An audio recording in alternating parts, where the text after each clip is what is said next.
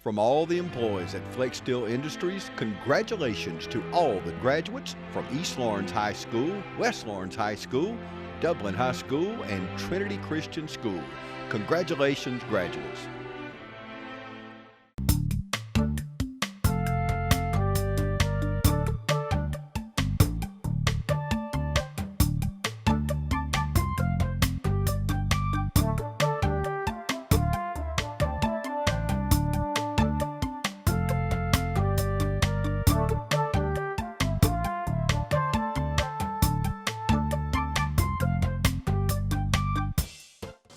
Hi everyone, we'd like to welcome you to Real Talk. I am your host Pat Terrio, and we are here at Roach's Farm and Garden, and it is Father's Day week coming up here, and so we're so excited, and we've got some wonderful fathers here in the neighborhood that are going to talk to us a little bit about what it means to them to be a father. And we're in the perfect place. I mean, they've got so many great things here for you fathers and you family members come down to choose for their father. So we've got a special father here with us today, my brother-in-law, Robert Nelson. Hi, Robert. Hi, how you doing, Pat? Doing very well. Now, Robert, we want to talk about you a little bit and what it means to you to be a father. And for those of you who don't know, Robert and my sister, when I was like 13, and my sister Angela was like 12, they legally adopted us. And so he's been like a father to me through these years. How was that like? It was challenging, especially with you, Pat. It was very challenging. That's shocking. You know, that's very shocking. Now let's talk about, now tell us about your family. Tell us about your wife and your kids, okay? Okay, I'm married to, of course, your sister, Yeah. which is Bernice, and I've been married to her for 42 years. Mm-hmm. And we have two daughters. Yeah. Shalonda is our oldest, and Tatney is our youngest daughter. And we have 4 grandchildren. Mm-hmm. Two granddaughters Mm-hmm. and 2 grandsons. Now, is it different for you being a grandfather as opposed to being that dad? Well, it's one thing about it. Whenever you have some grandchildren, it's a whole different ball game than it is having children. You treat them differently, don't you? You treat your grandchildren differently. Right. Because one thing about grandchildren, you don't have to keep them all the time. You can love them, spoil them, and send them home. Where your children, you have to, love them, Mm-hmm. discipline them, and make sure that you have everything that they need. Yeah. But grandchildren is it's a totally different way of love. Mm-hmm. How was it? Okay, so now you had of course 2 daughters, and then you had a son that passed away. Yes, my son is Derek. He passed away with lymphoma. Now, if anyone can understand or just can relate to having, the loss of a child, what was that like for you, if you don't mind my asking? Well, I've lost a mom, I lost a dad, and that child was the most difficult for you? Most difficult one that I've lost. I've never lost a sibling, but I've got 5 brothers and 5 sisters. Oh, yeah. I've got a real big family. Yes, family of Nelsons, and and raising girls. So when Angela and I came to the house, I mean, I think were you like 30 years old even? Because I know Bernice was like 26. What was that like to actually, you say it was challenging, but here you are, you're a husband, you're a dad, you've got kids of your own, and then here it is, you bring in 2 more kids that are not babies now. Yeah. You all was teenagers, so that was a challenge because I didn't have a teenager at that time. Mm-hmm. And we had to adopt 2 teenagers coming into our home. But it was a good time for you all to come because my oldest daughter, which is legally blind, as you know, she had to leave home, and at the age of 11, we had to take her to Georgia Academy for the Blind in Macon. And my wife, she cried all the way back home. Yeah. And by the time we got to the house, Shalonda called and said that she didn't like that place and she was ready to come back home. Yeah. And that was one of the most difficult times in our life. Yeah, because people, and you talk about she was born with the birth defect, and you guys went through so much, and she had so many surgeries. Is that right? Sure. Yes. By the age of 6, she had about 6 surgeries, and what makes it so good about it, you know, she was, at that particular time, she was going to school at Hillcrest Elementary. And she done real good at the beginning of her life as going to school. But as she got in higher grades, it got a little difficult for her. And so that at that particular time, we had moved to East Dublin. And we had two wonderful people.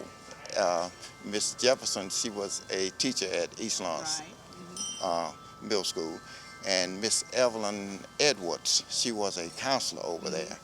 And they called us in one day and told us that she was no longer able to keep up with the other children. And so immediately, you know, they got in touch with Georgia Academy for the Blind, and they recommended that we go up and look at the school and talk with the people.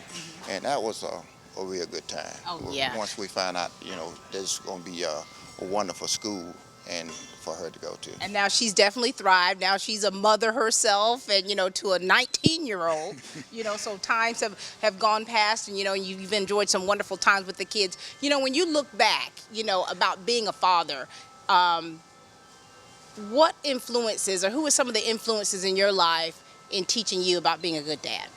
My father was the biggest influence that I had, because he was a real gentleman. He made sure that we had the things that we needed. And he was real good. And, you know, and here it is, Father's Day is coming up on Sunday. Are you excited about that? You know, they say a lot of times that moms tend to get more, you know, praise or whatever than dads do. Is that true? Is there truth to that?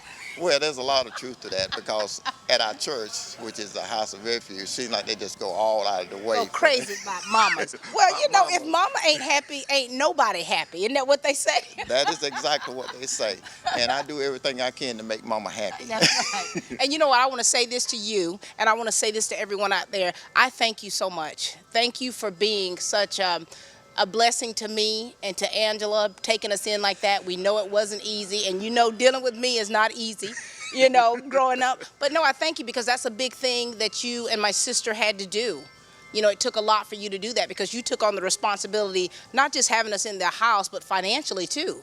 Right. I mean, because, you know, we played sports. And we, you know, went to college and played sports, and even in college, you guys were still looking out for us.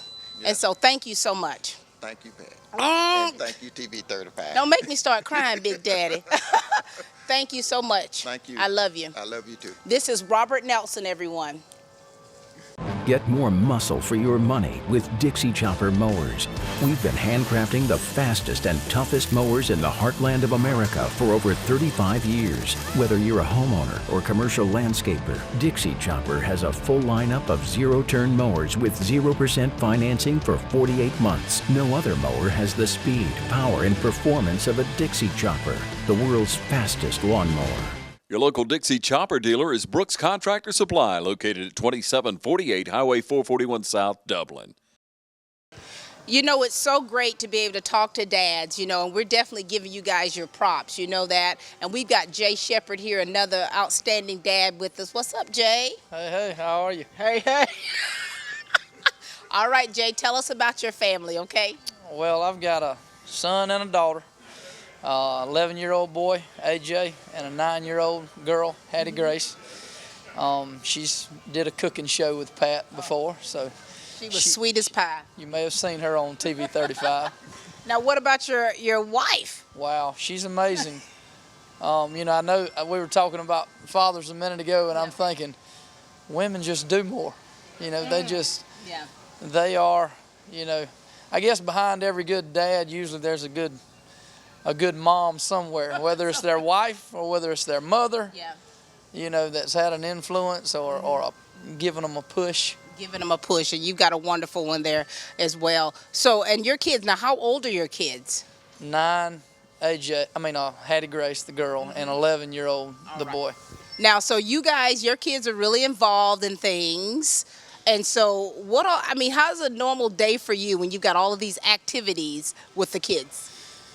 Well, we try and, you know, get up with a happy attitude. And it doesn't always seem to work that way with kids. Something to do with school, getting up and going to school. They're not overly excited, Yeah. but they have a lot going on in their life they are excited about. You know, my son loves to play ball. My daughter, she loves to pretend to be an adult. You know, she pretends to be a cook. She pretends to be a mom.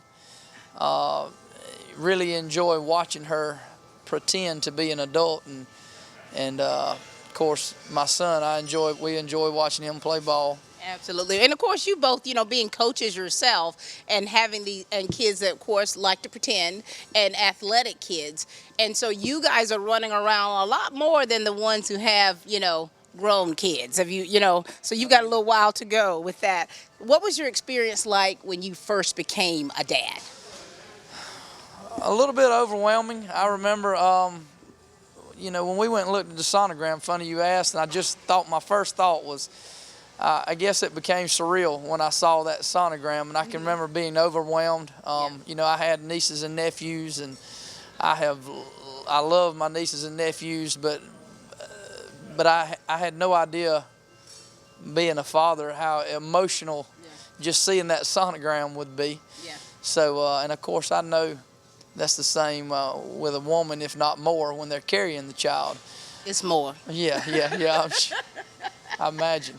It's more. And you know, well, you know, when you say that, now, were you young? How old were you when you had your first child? 20. I was 25, 24, 25.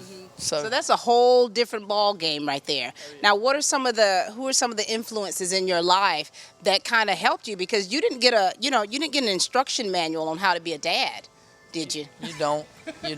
Yeah. Of course, my dad, and the older I get, you know, you see my granddad, and when I say my granddad, my mom's dad was living while I was a child. He died when I was like 9 or 10. But the funny thing is, my dad's dad, I never met him. He died in 1966. But it's funny that I've heard so many stories about him that I would consider him a strong influence, and I never even met him. And of course, that being told through my dad, the impact he had on my dad would impact me. So, you know, of course, I've had a youth pastor that I had young growing up. He was very vibrant, a guy who really made an impression upon my life. And of course, coaches. A lot of impressionable people on you when you're in those teen years. Absolutely. You know, if you could think back as far as in being a dad, what has been probably the most challenging part for you in being a dad? Well, knowing when to just sit back and not, is still challenging, not maybe comment or critique everything they do, whether it be in sports or the clothes that they wear. Oh. You know, because sometimes you wonder what are they? Why do they think that those shoes look good? Exactly. And exactly. I'm sure that happens with every generation. It does. And so if you could give some advice or some kind of life lesson, like how the generational legacy that was left behind from your grandfather and your great-grandfather and of course your dad, if you could give a lesson to some father out there,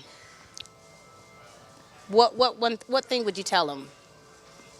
Well, at some point, you know, you're going to leave this earth, so the children that you leave behind, they'll be a part of you in them. So I would say, you know, really just love. If you can share love with those children, those nieces and nephews, or whoever you're coaching or you're teaching at school, because you know we always get on kids. We always try to correct them or critique them. But at the end of the day, if you can just, you know, put your arm around them and love them, I assume that they'll be able to love that generation that they'll be raising. Absolutely. You know, it's interesting that you say that because I want to make this point too, because you dads, you know, in your professions, you know, with Robert working with the school system and with you as well as the school system, you guys are like father figures to a lot of kids. you know, that are not your own, kids that look up to you, you know, so you like mentor a lot of kids. Do you see that in yourself? Oh yeah, yeah. I coach one of the AAU teams around town, and a couple of years ago I saw one of the guys, and haven't seen him in 4 or 5 months, and you know, just I saw him in Kentucky Fried Chicken, and he kind of came up to me and put his head, you know, right, and I grabbed him and pulled him in, and he was happy to see me, and it made you realize that time that you're pouring in. You know, you're not just trying to prosper a ball player, you're trying to prosper a young man. Yeah. And if he can be okay with come giving me a side hug at age 9 or 10 years old, I mean, that'll make you smile. Yes, it does. Well, we certainly appreciate you, Jay, for everything that you've done and that you're doing with the kids in the community, and of course with your own. All right? Thank you. Thank you. All You right. too. Thank you. Ladies and gentlemen, this is Jay Shepard. Thanks, Jay. Thank you. Okay, so here's the thing. You gotta start college. Now, here's a smart, affordable place to do it. OFTC, Oconee Fall Line Technical College. Yeah, man, it's great. Day classes, night classes, online classes, and dual enrollment. They're all offered. So whether you're still in school or looking to start a new career, it's not hard to fit college, the OFTC way, into your life. So if you want to get your hands on a career with a future, OFTC is the place to do it. So, are you ready to start your college? You know, ladies and gentlemen, it's so great to meet these fathers and talk about their life as fathers and fatherhood and how they've been influenced in their lives. And we've got another amazing dad here. We've got Dr. Nelson Maynard. How are you? Fine. How are you doing today? Doing very well. All right, Doc, it's your turn. Right. Talk to us about your family and about being a father. Okay. I'm married to the lovely former Deborah Taylor. Yes. We have 3 kids. Our oldest is Naya. She's 15 years old. Taylor is our next child. She's 13 years old, daughter as well. And Avery, our son, he just turned 12 years old. Finally got a boy. Yes. Finally got a boy. You know, and so when you talk about, and you've got 3 very active kids, right? Yes, definitely. And, you know, and your work at the VA and, you know, and you've been doing that for so long. How do you find the time to really be as involved with the kids and all of their extracurricular activities as much as you can? Like you said, I'm very busy, but I make the time. I mean, I feel like that's very important to do that. So. And you talking about making the time, and I want to say something about that. Like my dad growing up, my dad, of course, when I was born, he was like 60 years old. Okay. And, you know, grew up on a farm, and so he was a provider. You know, like, have you ever met like an older generation where as long as they were providing, you know, my dad was a great provider, you know, and so he didn't get to spend a whole lot of time with us little ones. I was on the bottom end of the pole. And so when you meet fathers and you're like, well, you know, time is very important, it's actually crucial. Exactly. It's Definitely. crucial. Definitely very crucial. To do that, to spend that time with the kids as much as you can. And not every father can do that. You know, we want to say that too, because there's a lot of dads whose job takes them away. You know, my kid's father, you know, he deployed for, you know, 4 times. He was gone for a year at a time. And so what kind of things do you like to do with your kids that's just kind of special between you and them? You know what I mean? Well, we often play jokes on each other. You're a jokester, Doc? Believe it or not, at home. So they enjoy that part about me. I'm kind of like the funny guy at home. My son, he likes to challenge me in sports, PS4, Madden, things like that. So. And so when you're with your kids, you're able to just, you know, just be you, be dad. Exactly. And that's a wonderful feeling, I'm sure. I love it.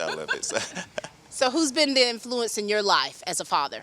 I would say my dad has. I'm like you, grew up on a farm. Yeah. My dad was a farmer. He still farms today. Worked very long hours, and but he would still make time for me.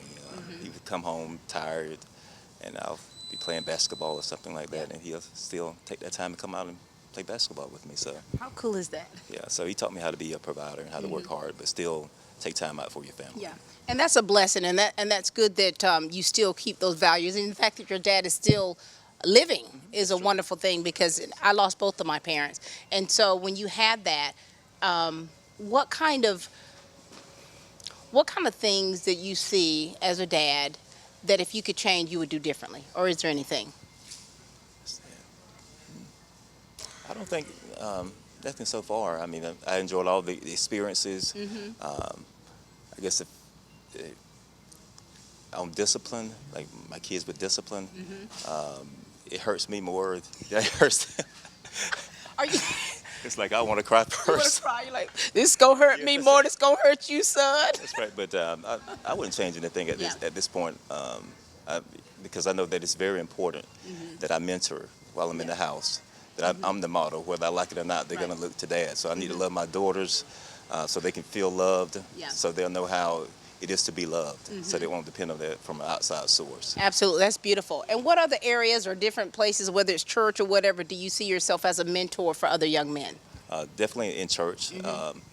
Also on my job, we have different type of people there, patients as well. Some younger, since we have a lot of the wars coming back, so they look up to me as well. So, I try to be the best that I can be, and showing them a great example. So very good. And you say you're a jokester. I think you have shocked the world. You have shocked the nation, Dr. Maynard. And so, what are some of the cool, like, when you consider, what do you consider a good time, like with you and your kids or your family? Is there a particular place you like to go just to kind of relax? Or just sitting down, having quiet time with each other, talking, Bible time. We get a chance to find out what they're thinking as well. So I really enjoy that moment as well. So. And that's nice. And how big a part does your faith play in teaching you the foundation of being a father? Oh, the most important part. That's what has made me who I am today. If it wasn't for the Lord, then I wouldn't be where I am today. And you know, that's so good that you say that. By the way, all of these men that we have here today, all of these fathers are men of faith. And,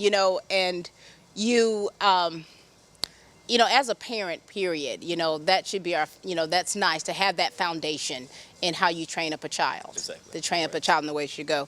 And so what life lesson do you want to give, or what message do you want to give to the fathers? Because you have to think about it. Not every father is in the home. Exactly. There are a lot of broken homes. There are a lot of single parents who are fathers, who have their kids. There are fathers who are incarcerated. That's correct. And there are fathers who have actually lost their kids. What message would you like to give to the fathers? I would say, as Jay said earlier, show them love, real love, and don't be afraid to admit mistakes. If you make a mistake, say, "Hey, I made a mistake. I'm sorry. Forgive me," because that's very important as well. And of course, to mentor, to nurture, to teach, because you want them to be better than you are. Give them all the opportunities they can to succeed in life. So. Very good. Well, ladies and gentlemen, this is the jokester himself. Now everybody's going to look at you differently now, Doc. They're going to expect you to crack jokes and be hilarious. The cat is out of the bag. But listen, thank you. We appreciate you for everything that you do within the community. Thank you for being the great husband and father that you are, and for the legacy that you are definitely leaving behind yourself. And thank you as well. All right. Ladies and gentlemen, this is Dr. Nelson Maynard. Thank you. You're welcome. Thank you.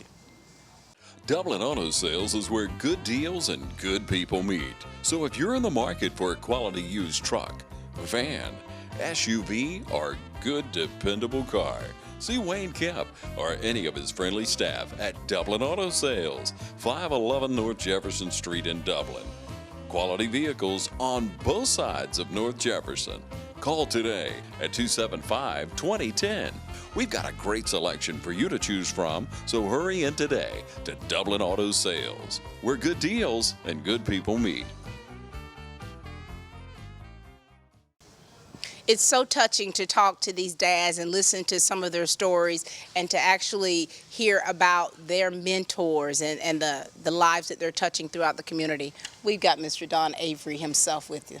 How you doing, Don? Good, Pat. How you doing? So good to see you. Good to see you as always. You know, Don, and of course, we know family is huge to you. Yeah. And we want you to tell us a little bit about your family, if you would. I'd love to. You know, you mentioned mentors, and probably one of my best friends, the best man at my wedding, was my dad. And you know, he's a World War II veteran, still alive. He's 90, but a great influence on me. Yeah. And you know, work ethic and honesty and integrity and stuff. And then I was fortunate when I was in college to meet an officer there, and I became a Christian through a ministry that he led, the Fellowship of Christian Athletes, and he is like a second father to me, and his family is like a second family. So those two men had significant influence on me and the character development and all that. And so hopefully some of the things I've learned from them, I've been able to instill. And you know, my wife Farrah and I have been married 31 years and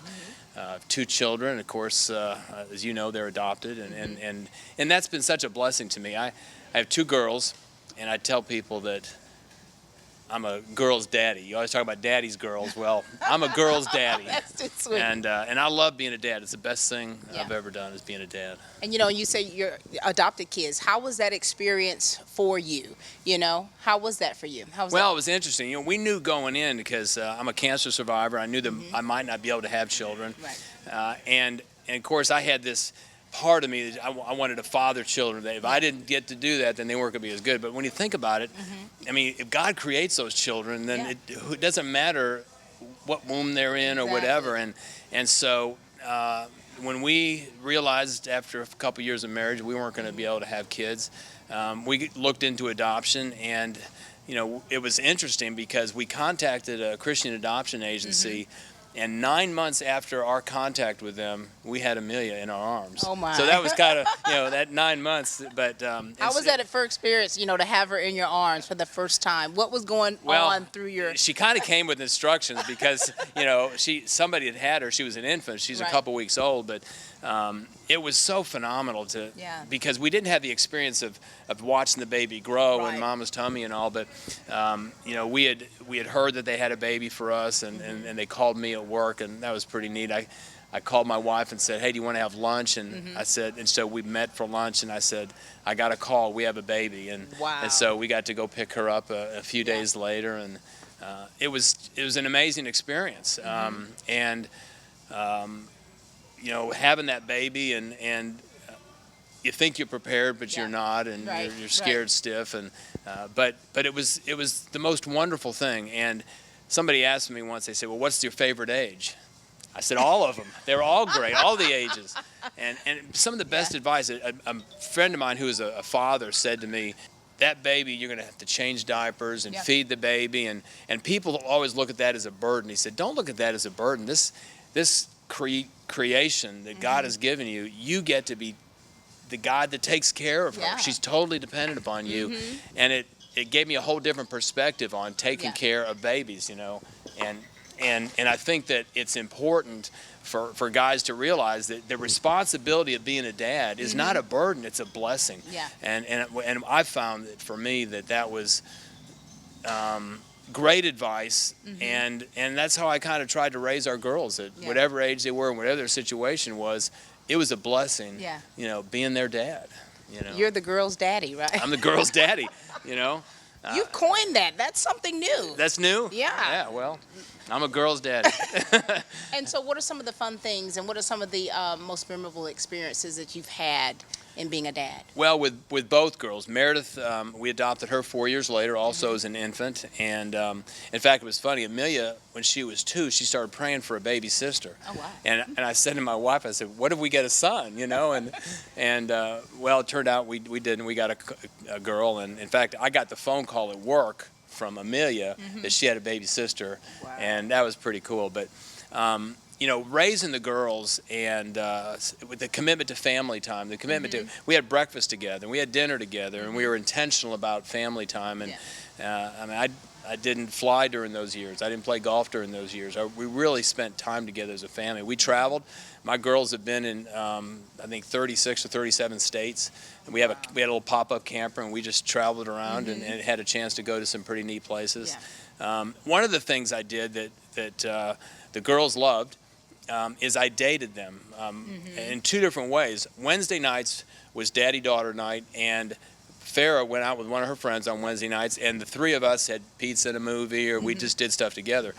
But once a month, for years, through grade school and high school, I took each girl by themselves once a month on a date, just me and one of the girls. How cool is that? And well, it was great for me. Hopefully they enjoyed it too. Until they got older and said, "Okay, Dad, listen." Well, actually, Amelia, I think, did it all the way through college. But Meredith at one point said, she goes, "Dad, I love spending time with you, but I like spending time with my friends too." So there was some of that. Yeah. But we did neat stuff. I mean, sometimes we go. Amelia and I would go running together sometimes. We'd go to a movie, maybe we go to a play. We just go out for a walk. But every month I'd have one-on-one each of the girls, and it wasn't the only time we had together. But it was pretty special dating them, and there were two reasons. One, for us. Yeah. But I wanted them to learn what it would be like to be dated and what to expect. Yeah.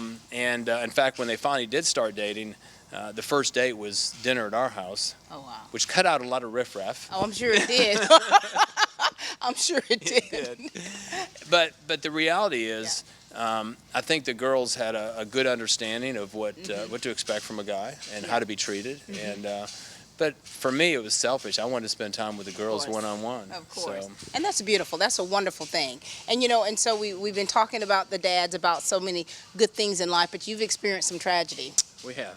And do you mind sharing about that, or how have you coped with that? Well, 3.5 years ago, Amelia had already graduated from college, and she was working in Columbus. And Meredith was a sophomore in college, and she was on her way home the week before Christmas from Savannah. She was going to school at Armstrong State down there. School. And she had a single car accident. It was one of those things you just never think it's going to happen to you. Right. She's driving a Yukon XL. She's wearing her seatbelt. All the right things. Not on the phone. And she apparently tried to avoid an animal and lost control of the car, and it flipped over and rolled, and she was killed. And pretty tough phone call to receive, and the shock of that and dealing with that, and Amelia was engaged at the time, and so we drove over to Columbus to tell her in person, and there was a lot of things that happened. I mean, a lot of that was, I was in shock for quite a while. Which is, understandable. Well, it was. Somebody told me, they said, this will take you a couple years to get over, and my nature was, I'll be good in 6 months. Well, I was wrong and they were wrong. It takes longer than 2 years. It's a process, absolutely. But what I've come to realize is I got chosen to be Meredith's dad for 20 years. And the blessing of being her dad is really hard to describe, because the lives that she touched through college. She's been on the mission field. People came from about 8 or 10 states to her visitation, her funeral. We had some people literally come from overseas that she served with on the mission field to be here. This community, my dad was stunned at the visitation we had in Dublin. I've told you this before, that night over 500 people came to this visitation, and my dad said in his life he had never seen it. And it was, to me, it was, again, kind of a taste of heaven, because it was this community of Dublin. It was old and young, white and black, Hispanic, rich and poor. It was people that knew us and loved us that came, that may not have known Meredith. Right. And what we've seen in the years since, somebody said, as tragic as that is, you couldn't be in a better place to have that happen. And this community has loved us. I've told people that in so many ways. And it's been 3.5 years, and sometimes it's still hard. When I was gathering some pictures for you of Meredith, and she's a beautiful person inside and out. And gathering the pictures brought back a lot of memories. Sure, and some of it was hard. But some of it has been a joy as well. And I think that's the point I've come to. I started a blog 3 years ago, and I call it Grace Discovered, My Journey Through Grief. Wow. And I'd like to change it to grace discovered and joy experienced my journey through grief, because I really have come to a point of joy.